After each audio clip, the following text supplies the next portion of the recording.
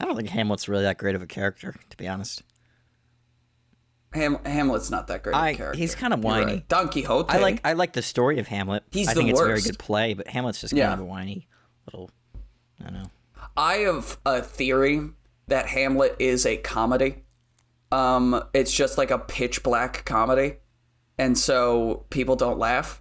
But I think Hamlet's very funny because Hamlet's such a dick all the time.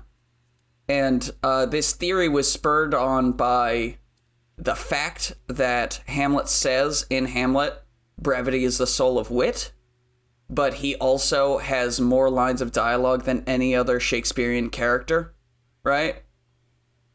And I think that's a subtle little joke that Shakespeare's making, where he's like, this guy's... Lots of people who are rich and young think they're much smarter than they are, right? And they talk a lot. And me, I like to keep my words, you know me, Jake. I don't talk very much. I'm not a talker. I'm a doer. I don't talk about things. I don't examine things. Yeah. I act. Not much right? of a talker, no. That's the kind of guy I am. Definitely. So I think they should cast me in Hamlet, but it's a version. Okay. Yeah. That's what but it's a version of Hamlet where Hamlet's 100% silent. I think that would be a good version of Hamlet. Mm. And you know what else would be a good version of Hamlet? Hello, everyone, and welcome to the Very Reasonable Pilots podcast. I'm your host, Charles. Along with me, as always, my co-host, editor, producer, co-pilot, gunner, navigator, orator, and animator, Jacob Gloth. How you doing today, Jacob? You made me wait a long time with that intro, and I didn't expect it. I thought maybe you wouldn't do it that time. I'm always gonna do it. I'm always gonna give the weirdest, dumbest intros ever. Because I'm smarter than Hamlet and Shakespeare put together. Take those two dudes, put them together. I'm smarter than both of them because I can fucking drive a car. Neither of them could do that. Fucking idiots. Yeah. So we're doing a TV show pitches, right? Oh, are we? Yeah. TV shows. That's what we do here. Yeah. We're not just talking shit on long dead writers. Yep.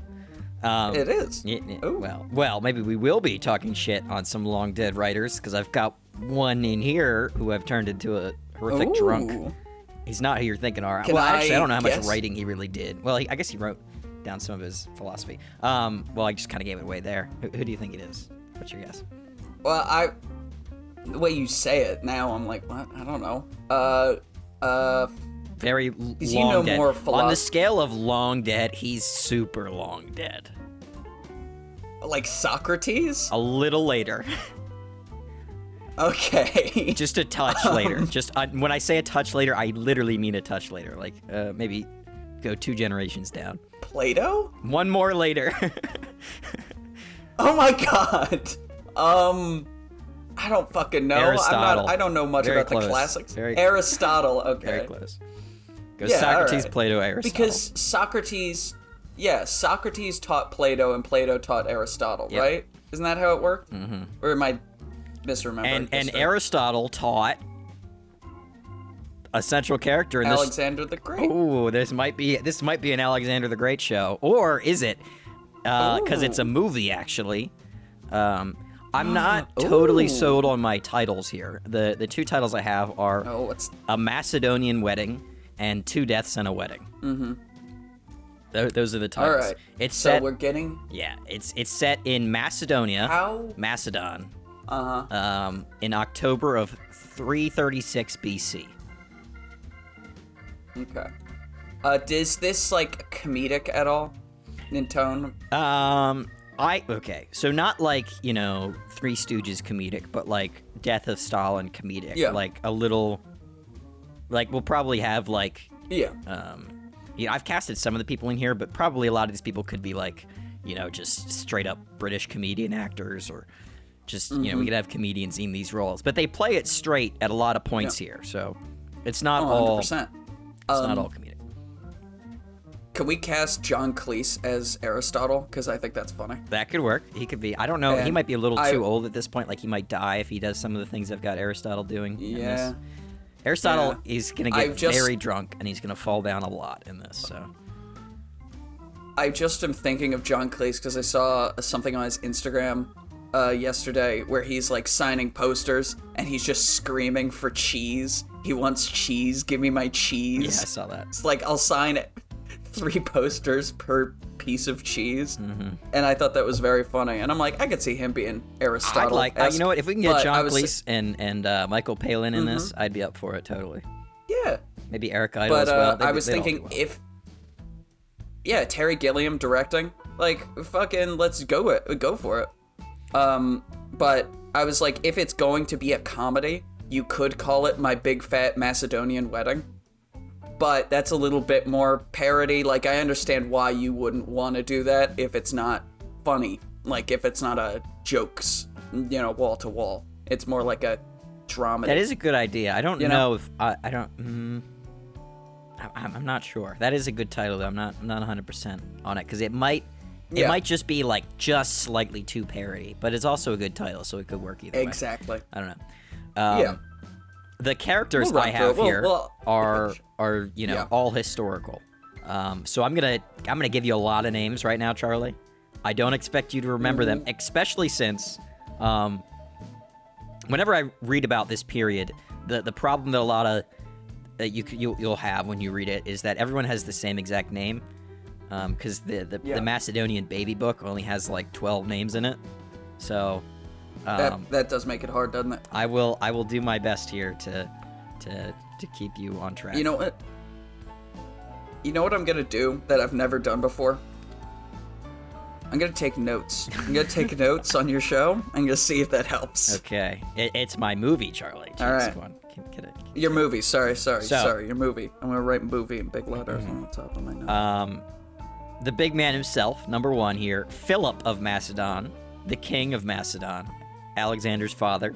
I have him cast as Josh Brolin, but he could be any older guy. Not like, when I say older, I mean like, it's gotta be like 50s and up probably, but it like, probably between 50s and maybe 65, because he isn't that old.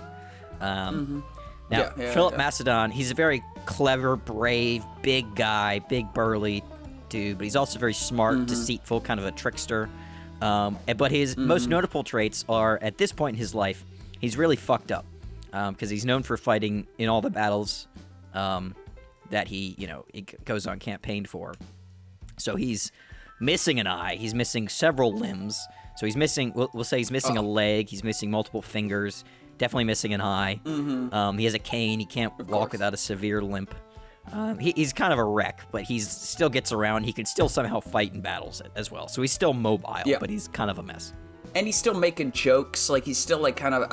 from how you're describing, he seems, like, slightly lighthearted. He's a trickster. He likes fucking with people, Yeah, he's a little bit... he can take a joke, but not too much of a joke, Yeah, and Dave he's the kind of guy that you could make a joke one day and you get a big laugh out of him, and he might even give you like a present or something, and the next day you might have you killed. So yeah, little moody. The kind of guy. Next we have you already know this dude, Alexander the Heir, or Alexander the Great. He'll soon be very ambitious, overly ambitious, extremely clever, constantly looking for a chance to prove himself. Very brash, determined, and very ill-tempered. You make fun of Alexander, he's not gonna be cool with it. Maybe if you're his friend, if it's a lighthearted joke, but if you question, you say he's a bastard, he's gonna try to kill you. And I do have an idea. Oh, what do you have? Just shortly, for King Philip, I would suggest we cast Colin Farrell, because Colin Farrell played Alexander the Great in that movie. Oh yeah. 20 years ago. Yeah, we could do that. So Dave Bautista or Colin Farrell. I'm up for Colin Farrell just for consistency. That's good. And for Alexander the Heir, we're going to have to go back in time because I've cast a young Henry Cavill, who were you talking about earlier. Oh my god. So we're going to have to go back in time, grab Henry. I couldn't think of anyone else for Alexander the Heir because, like, no current young actors are really, like, I think are cool enough to be Alexander without being a dick. That is a good point. Like, I agree, though. Lots of young actors, they're not cool. They may have, like, suave to them. Like, Timothée Chalamet, he's a ladies' man, right? And people like him, and he's got, like, cool attitude about things, but he's not cool, right? I'm not hit the gym as well for this role. Yeah. if Timothée Chalamet pulled up on a motorcycle, I wouldn't think, oh, that guy's cool. I would think, oh, that guy's got a little dick. You know? So definitely a little chlamydia-ridden dick. Definitely not Alexander. Not but young Henry not Cavill, Alexander. maybe. Right. Next we've got Olympius. Olympius is what if we Alexander's wait? mom. What are you saying? What if we wait a few years and then cast Henry Cavill's son? That could work. Well, it would have to be a son for the role, but that could work. We would have to wait a lot of years, though. Yeah. At least 18. Maybe like 20 years. Yeah. Next, we have Olympius, who is Alexander's mom. She's known for being incredibly clever, but also very deceitful and devious, like her husband, Philip of Macedon. And a lot of people are very scared of her because she's like known for being pretty close with the gods, and she's like she's a player in the big game here. She's out for her son. She wants to make sure her son gets the control of the kingdom when her husband dies. Because, by the way, Philip Macedon has like 12 wives, and he has a lot of sons. Yeah. Alexander is the current, kid that's top, and obviously, as you know, he gets the job. But that's a lot of that is because of Olympius. Olympius is making sure he wants to make sure her son gets the big role. And for this role, Cersei Lannister. Yeah, liked. Yeah, like Cersei, but actually smart because Cersei's an idiot in Westeros. Cersei's so stupid. It's great. I've cast Eva Green as Olympius. Good choice. I love Eva Green. She's great. Get some eyeshadow, some smoky eyes. I think that'll be that's what you need for Olympius because she's scary. We need scary, pretty. And she's a little terrifying.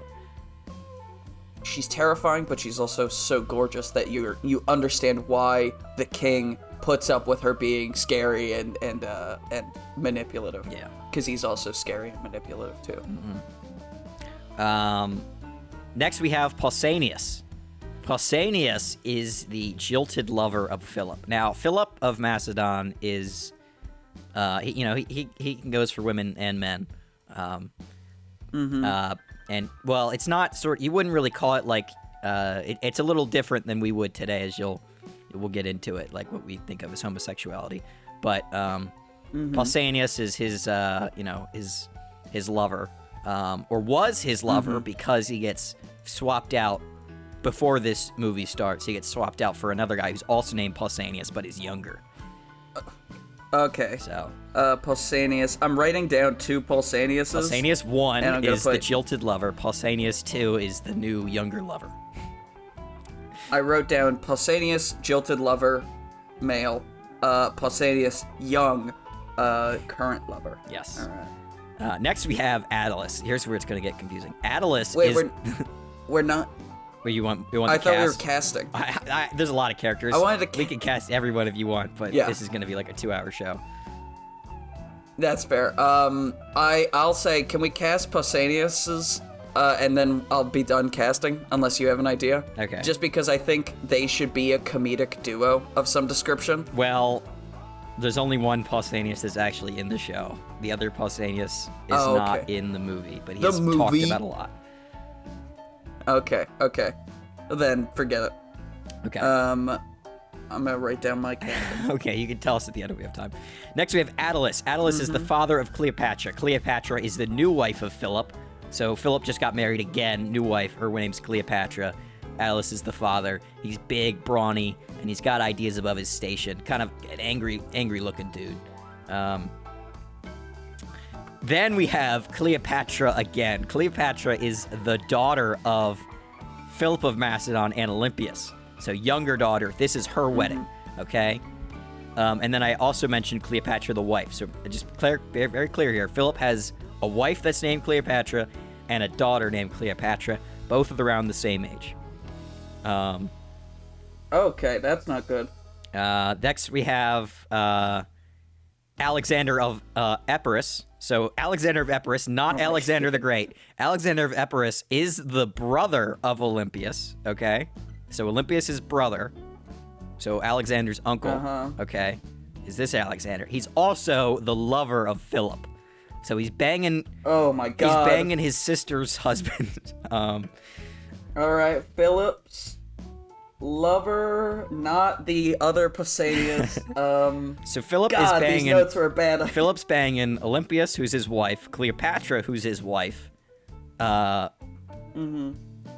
Alexander of Epirus, who's his brother-in-law. Okay. He's also banging other people too, but I don't have enough time to fit them in the show. He gets around this. All right. He gets around. That's fine. That's fine.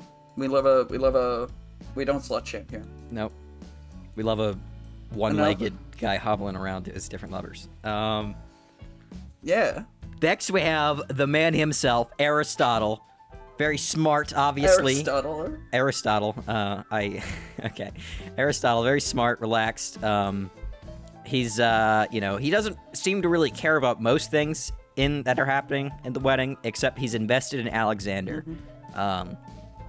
He wants Alexander the Great, his pupil, to succeed. Alexander the Great. Because that's his student, He wants him to be alive. And he cares about his general career as a philosopher. Finally, we have the Greek envoys. This is just a gaggle of Greek guys from the Greek cities. Like a chorus. There's gonna be like 4 of them, but this is like the Greek envoys. They don't have to be individual characters. They're just a gaggle of people. Yeah. They all absolutely hate Philip because Philip recently conquered Athens, and they're not too happy about this. They want freedom, but they're coming to the wedding because they have to. Almost done here. I'm gonna run through the couple. I don't believe you. Remaining. We have Arifabius and Hieromones. They're sons of this dude who got exiled by Philip after a battle, which we will mention in the show or in the movie. They're mad at Philip, basically, is what I need to tell you. And these kind of dudes are going to be like the Three Stooges, except there's 2 of them. So these are 2 idiot brothers. Yeah. Okay. If we're going back to Hamlet, it's Rosencrantz and Guildenstern. This is the 2 idiot guys. Almost done. The funny guys. Alexander's friends are Cassander, Ptolemy, and Hephaestion. Hephaestion. They're the buddies of Alexander. Kind of meatheads. But they're also kind of smart because they were tutored by Aristotle as well. They don't matter too much. The one that does matter is his other friend, who is we're gonna call Cal because his name is Callisthenes, and he's important. Because he's important to my movie, so we're just gonna call him Cal because I don't want to have to say the whole thing. And also they'll call him Cal in the. We'll do a lot of nicknames in the movie, He's a friend of Alexander, and he's the nephew of Aristotle. So he's known for later. He is big on one of the guys that writes all of Alexander's histories, and he's one of his close friends. But he's the nephew of Aristotle, so that's how I can sort of fit in Aristotle. And then lastly, we have the Persian envoy, who's going to be like the Greek envoy, where it's just a gaggle of people. Okay, we are now fucking 20 minutes in here, and I haven't even gotten to Act 1 of the movie. Are you ready? I love this. I want to count how many characters I have first. 1, 2, 3, 4, 5, 6, 7, 8, 9, 10, 11, 12, 13, 14, 15, 16, 17, 18, 19 characters thus far. Okay. All right. Are you ready? Okay. Act 1.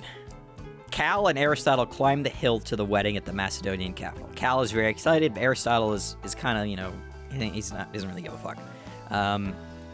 Cal keeps talking about, how wonderful it's going to be and all the great food and important people. This is the big event. Philip's throwing a lot of money into this.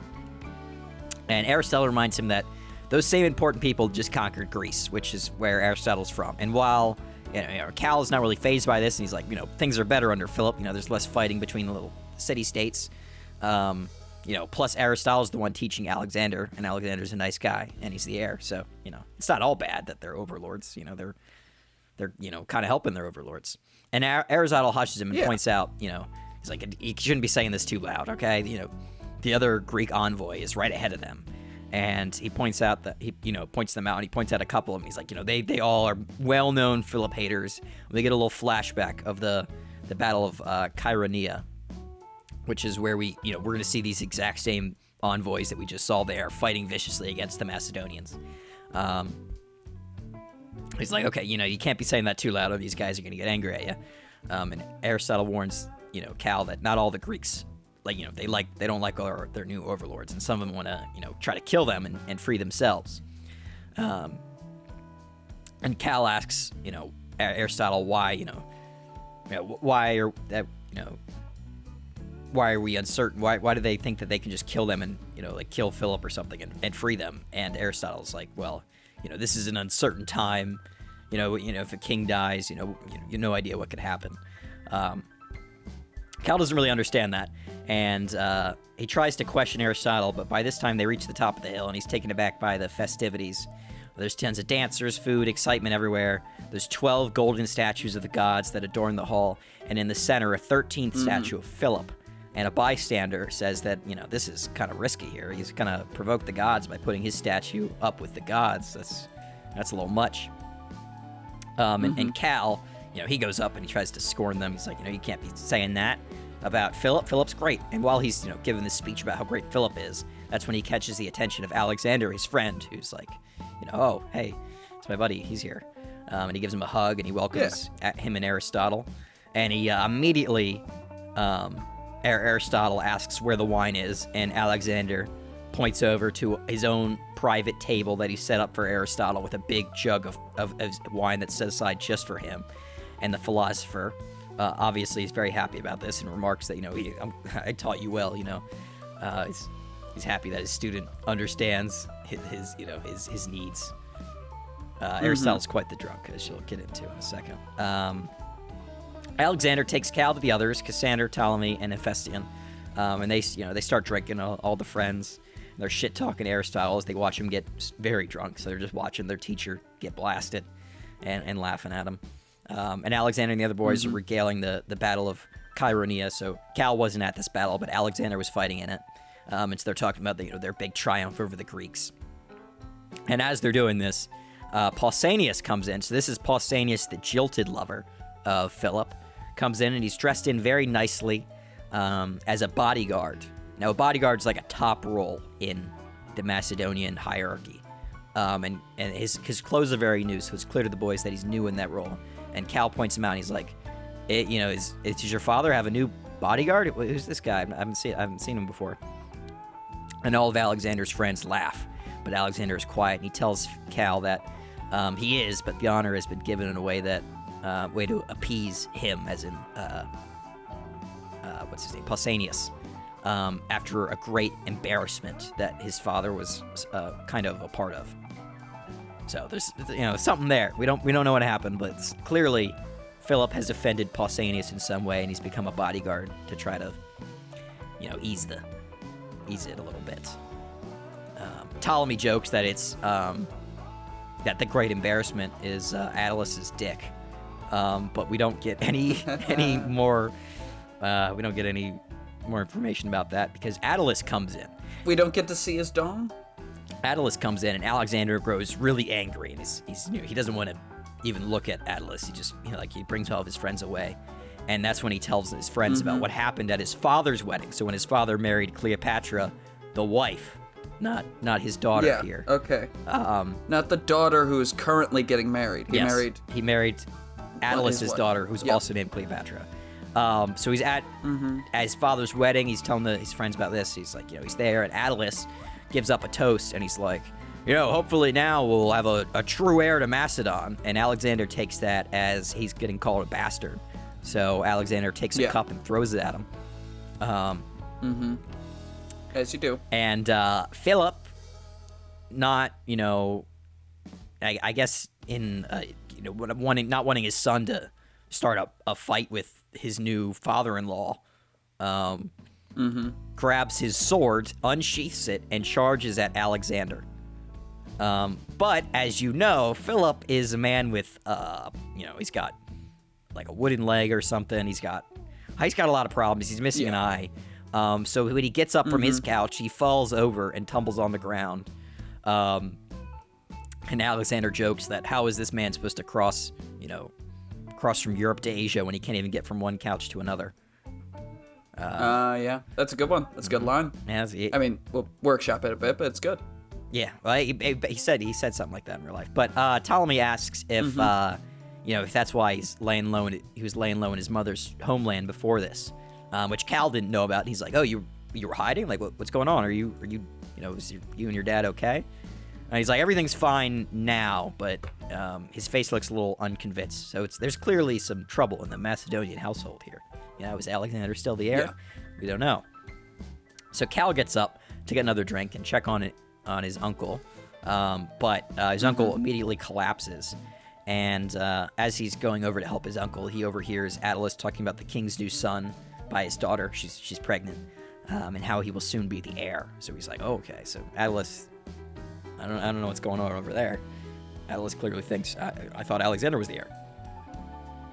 Yeah. And Cal doesn't like this. He's about to say something, but Aristotle stumbles even worse and smacks his head on the floor. So he runs over and he has to go help him up. And he's taking the philosopher to the toilet to vomit. And as he's doing that, he's telling Aristotle all about the stuff that's going on. And Aristotle is angry, and he says, they better not try to kill my boy. Teaching a king is a once-in-a-lifetime opportunity. Plato would kill me if I screwed it up. And he vomits some more. And he tries to get up, and he slips and falls again. And he grabs Cal by his shirt and is like yelling at him. He's like, if someone's going to try to kill Alexander, you need to stop him. And he's like, I don't know what's going on here. And he says he knew this was going to happen before the feast, but once he saw that Alexander got him, his own jug of wine, he got a little carried away, and he forgot his own advice to the young heir, which we'll get to in a second. So Cal, now worried about what this, what his uncle is telling him about this possible, murder plot that he had no idea was going to happen, but now things seem to be tense in the wedding. He drags Aristotle upstairs with the help of Alexander, where Alexander reveals that he drugged the wine because Aristotle told him last time at the last wedding he was at, after he embarrassed himself terribly. He was like, "Next time, just drug my wine. When I pass out, just put me in a room upstairs, okay? Like, don't tell me. I'm a mess. I can't go to these things." So that after they put the philosopher to bed, Cal tells Alexander that someone's trying to kill him, which prompts a laugh out of Alexander. He's like, "Well, you need to be more specific. Someone tries to kill me every day." And so Cal presses him, but Alexander is worried and just sort of taps his sword and is like, whatever I can do, whatever it is, I can handle it. Downstairs, Cal is determined to find out who is going to kill his friend. Attalus is his main lead, so he tries to stalk him. So he's following around the villa, and he follows Attalus into a far corridor where he's in a room with several armed men. So he's now thinking something's going to happen here. But as he's walking over there, he runs into Olympius, who, as you know, is very scary. So he can barely even speak to her. He's just sort of like stumbling his words. And she asks him for a favor, and he has to go fetch some wine that's at the bottom of the hill in a cellar. So he has to head down all the way down the hill that he just climbed up. It's a big old hill, where he runs into the two brothers, Aristaeus and Hieromenes. Remember the two stooges of our three stooges. Exactly, yeah. So they're both armed and tying up horses within the castle, the villa grounds, and he asks for their help to bring up the jugs, and they're like, no, we need to make sure these horses are ready. He keeps walking, and they're arguing loudly about who's going to go in. They're being vague about what they're saying. Eventually, Aristaeus pushes Hieromenes and says, he's like, "Dad always liked him best, so you should go and get revenge for him. I don't really care about Dad that much." And the two brothers start brawling over who Dad liked best, but they don't want to be the one that Dad liked best. It's kind of strange. So Cal, not grabbing the wine, runs back up the hill to tell Alexander, because he's like, okay, clearly these guys are the guys that are going to try to kill Alexander, because they're arguing about who's going to get revenge. What else is? I mean, they're both armed. They have horses. Clearly these are the guys. But Aristotle has already wandered down from his room, and he's heading over to the wine jug again. So he has to go grab him and bring him back upstairs. And he tells Aristotle about the two boys looking for revenge. And Aristotle is like, this must be the guy that the two sons of the father that Philip exiled at the last battle of, the war against the Greeks. Chaeronea. And so he's like, oh shit, okay, so now these guys have like a reason. I don't know why they want to kill Alexander or Philip or whoever they're trying to kill and get revenge. And so he thinks now they're going after Philip, so he runs across the call to tell Philip. But as he creaks open the door, he finds him banging the groom's brother. Or the groom's, groom, who's his wife's brother, who's Philip's wife's brother. So this is Alexander of Epirus, or Epirus, or however you say it. So this is the groom. He's banging Alexander. the groom. Yeah. Alex the Great's uncle. Right. Yes, Alexander the Great's uncle. So, who's also named Alexander. So they're banging, and they just finished, and Cal is like right outside the door. He didn't open it wide enough that they noticed him, but he can still hear them. Yeah. And he hears them talking, and the groom asks Philip about how he handled Pausanias. And Philip says that Attalus ruined him. Doesn't really elaborate more, yet Pausanias seems more mad at Philip, even though he didn't do anything. Yet he can't, because he can't do anything to Attalus because he has to think about the future of the Persian invasion. He can't punish Attalus.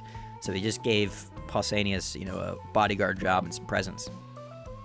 And that should be enough, All right. So we don't know whatever the slight is that Attalus did to Pausanias, but we know that Attalus did something to Pausanias, and Philip tried to make it better, but Philip somehow, by not, getting revenge on Attalus for Pausanias, has pissed off Pausanias to the point where now he's not even mad at Attalus, he's mad at Philip for not doing enough. So yes, Cal is very confused by this, obviously, as you are right now.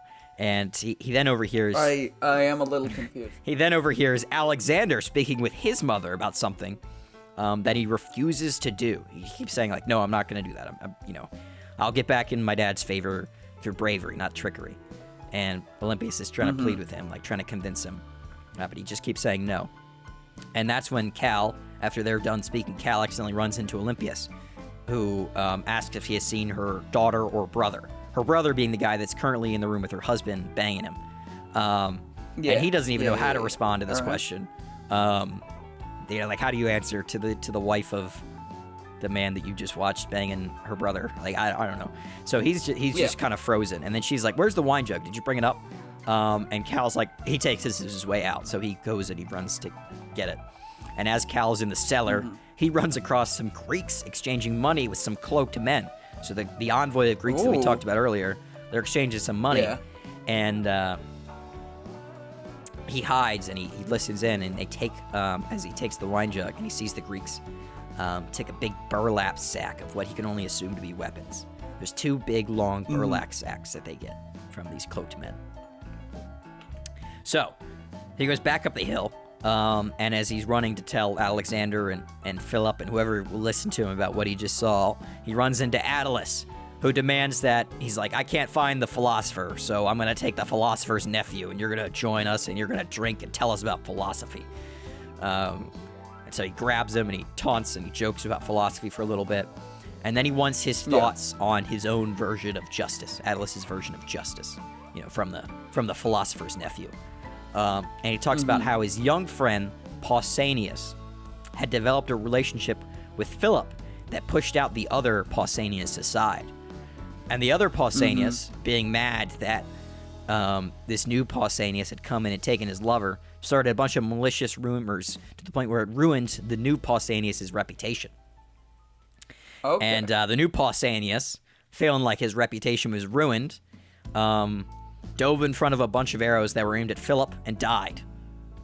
And Attalus was friends with this Pausanias, who just died, and so he's pissed off. The second one, yeah. So he does what any reasonable person would do in a situation like this, Charlie, right? Your friend is dead. Duh. It's kind of the responsibility of another guy, right, that got him killed.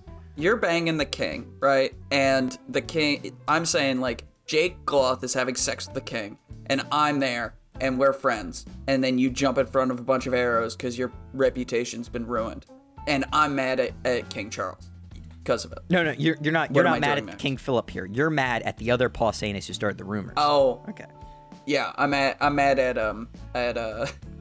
whatever the king's wife's name is. I can't remember it. I'm mad at Olympias. Princess Diana. All right, we're here. Okay, you're trying to make this into that. Okay, so you're mad at this other Pausanias, right? Because he started these rumors about your friend who was also named Pausanias, which inadvertently got him killed. So you do the only reasonable thing possible is you invite him over to your house and you get him drunk. And then, well, what you might not do, which is what Attalus did here, is he raped him several times and then had all of his servants rape him as well. And then he went and he told everybody in the world that he did this. That's not nice. So I wouldn't do that. that is the state of Pausanias here. He's not. I'd probably just make a mean tweet about it. I wouldn't rape anyone. Yeah, this is ancient history for you here. Attalus is he's a tough friend. It's a rapacious. He'll get revenge if anyone slighted you. We'll say. Hey, that's a good friend right there. Is it a good friend? It's a little too much. Him. I feel like he's like really going. He's getting in deep for me. He's like in my fucking corner. You know? Yes, he's my pal. Someone who's willing to do that kind of stuff for me. He's a real friend. So now we're connecting the dots here, right? So we're like, okay, this is why that Pausanias guy is a bodyguard now. Mad. This is what, he's mad because Philip won't go ahead and, kill Attalus or do something back to Attalus because clearly Attalus has offended him greatly, but Philip, the king, won't do anything about it, despite the fact that, they were once lovers, Yeah, because Philip needs Attalus for the Persian invasion. Yes, right? Exactly. To prevent the Persian invasion? No. They're invading Persia. Mitigate the effects. Yeah, they're actively invading. Yeah, okay. Yeah. He needs his Attalus guy. He can't get rid of Attalus. He's too important. So Attalus can do this terrible thing, and he can get away with it. So now we understand the situation. Cal is obviously horrified to hear this, but too terrified to really even respond. He's sort of the audience surrogate here. Yeah, would.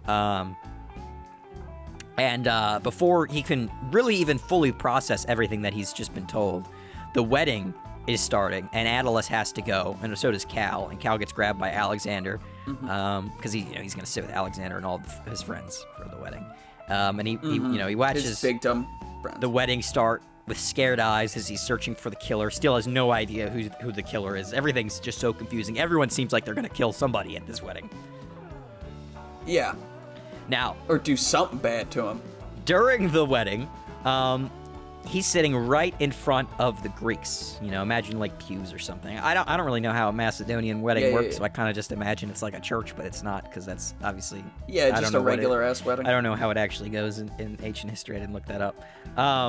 But anyway, imagine they're sitting in seats, and the row behind him, the Greeks are sitting, and he hears like some scraping against the ground. He looks behind him. You can see the Greeks are pulling those burlap sacks across the ground towards them. Oh, okay. And he thinks this is it. They're gonna try to stab Alexander, and he taps Alexander on the shoulder and he prepares to draw his sword. But as Alexander turns around, he sees the Greeks have just snuck in drinks to the wedding. They just have a bunch of drinks, and they're gonna get drunk in the back pew. Alexander smiles, and he gets one as well from them. He's like, "Thanks for telling me about the drinks behind us. Good job." Yeah, fucking good eyes on you. Keeping it sharp. Mm-hmm. And then he sees the two brothers approaching the hall, and they start walking towards Alexander and Philip, and they have their weapons in hand. And he's like, "Okay, this is it. They're gonna do something." But all of a sudden, Olympias, Alexander's mother, stands up, and she grabs them by like their shirts and pushes them away. And they listen, and they go and sit in the back. So I don't know what's going on there. That's confusing. Like, I thought these guys might try to kill him, but suddenly the mother comes up and she can control them somehow. Yeah. They're friends, and And the rest of the wedding, goes off without a hitch. Cleopatra, the daughter of Philip, not the wife of Philip, the daughter of Philip, gets married to Alexander, the lover of Philip / the brother-in-law of Philip / Alexander the Great's uncle / Olympias' brother. Yeah. So Cleopatra is, because Cleopatra, the daughter of Philip and Olympias, is marrying her uncle? Yes. Okay. There's a lot of that in It's not judgment, Macedon. I can imagine. Yeah.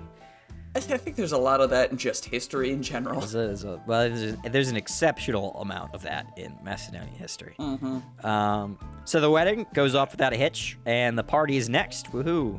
So they head over to the feast, and Cal sits with all of his friends and Aristotle, who's finally not absolutely smashed. He's kind of just super hungover at this point. And Cal's sitting with Aristotle, and he tells him that he was wrong. There was no assassination. And Aristotle's like, you fucking dumbass. No one's going to kill someone in the wedding. You're going to anger the gods. If you're going to kill someone, you kill them at the feast. It's like, oh, fucking shit. Okay, so we thought, okay, the wedding's over, no problems. You got to kill him at the feast. And as Aristotle is berating him, telling him how much of an idiot he is, everyone knows the best time to kill someone is during the feast. That's when the food's out. People are distracted. Yeah, that's just the number one situation. And Cal is increasingly becoming terrified, but he's right next to Alexander, and his hand is, on his sword. He's like, he's nervous, but he's like, I might be ready if something happens.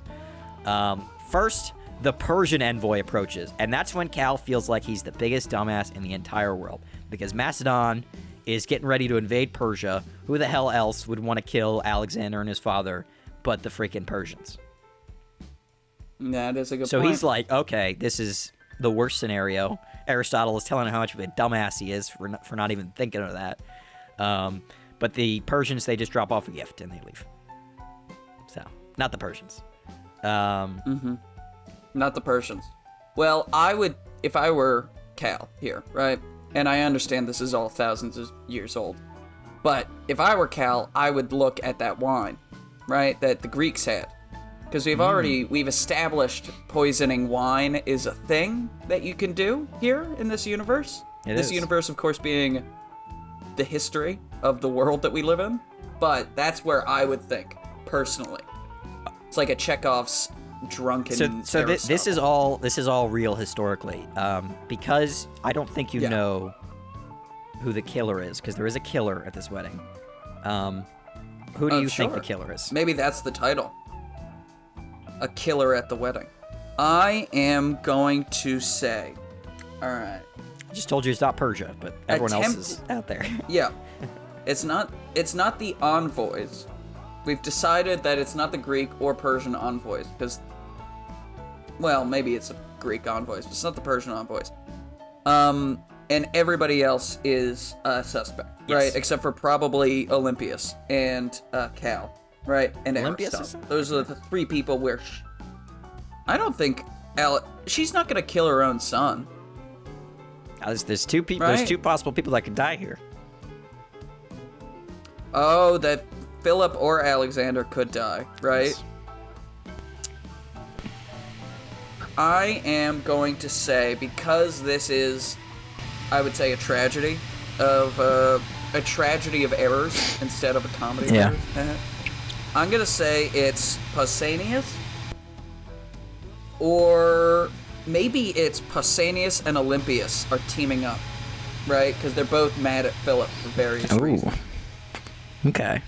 I think that could be it. Or, I think Cleopatra, right? Because she hasn't really come up yet. But you wouldn't have talked about her if she wasn't important. So I'm going to say Cleopatra, Pausanias, or Olympias are my three murderous suspects. Well, it's definitely not Cleopatra. I only talk about her because it's her wedding. You kind of can't not. No, the wife of Philip. Oh, well, she's important because of Attalus. Not. We'll get into that now. Attalus, also a possible suspect. He comes up and he drops off a gift and he leaves. So nothing there so far. And finally, the Greeks approach with a different burlap sack. The other one. There was two. Oh. And Cal is convinced that this time is the one. And he prepares to defend Alexander. And, as he's getting ready, instead of them coming up and dropping off the sack in front of Philip's table, Philip stands up and he approaches them kind of suddenly. And everyone's kind of confused by this. And Philip's like, no. This is cool. I want to, greet my Greek friends. I don't want to make them walk all over here. Yeah, of course. I want to show that, we have an alliance now. We're all good. So he tells his bodyguard to stay back. He goes up to his Greek friends, And at this point, Cal is like, they're going to kill Philip. The Greeks are going to kill Philip. They're going to kill Philip. Yeah. And as he steps up there alone, Philip in the middle of the room with no one around him, steel unsheaths. And Cal first looks at the Greeks but sees nothing, they're just still holding the burlap sack. And he turns around and he sees one of Philip's own bodyguard, Pausanias, leap across the table and stab Philip in the back brutally. Yeah, that makes sense. Brutal, mate. Brutal. So as everyone gasps, obviously, because Philip the king just got stabbed. Within a few seconds, Alexander grabs a spear and he chucks it at Pausanias as he's running away, but hits him in the leg, and he's able to, yank it out and keep running. And as the other guards, all the bodyguards run out of the room, every guard in the room immediately sprints after Pausanias, who's running away. A man, except for one guard stays, a guard next to Attalus. He looks at Attalus, and then he looks at Alexander, and then he looks back at Attalus, and he looks back at Alexander,